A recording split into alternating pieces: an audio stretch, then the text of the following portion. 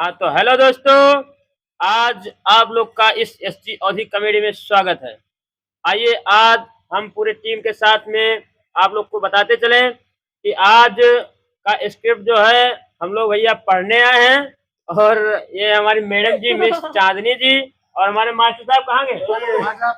Master साहब पीछे हैं और हम लोग छात्र हैं। ये छोटे-छोटे बच्चे भी आज छात्र का रोल निभाएंगे। तो आप सब लोग को ये वीडियो हमें लगता है कि बहुत पसंद आएगा, बहुत अच्छा लगेगा। तो आप सब लोग वीडियो को ज़्यादा से ज़्यादा शेयर करेंगे, लाइक करेंगे, सब्सक्राइब करेंगे और कमेंट ज़रूर करेंगे, क्योंकि कमेंट करेंगे तो हम लोग को ऐसा लगेगा कि हाँ, वीडियो अच्छा लग रहा है। अगर अच्छा लगेगा तो कमेंट करिएगा, ना अच्छा लगेगा तो भी कमेंट करिएगा कि अच्छा है या बुरा है, कुछ भी लिख दीजिएगा, ठीक है? लेकिन कमेंट ज़रूर कीजिएगा। और आप सब लोग हमारे चैनल पे अपना प्यार आशीर्वाद बनाए रहें और हम लोगों का सपोर्ट ऐसे ही करते रहें। आज हम लोग का वीडियो बहुत ही मनोरंजन होने वाला है। हाँ, तो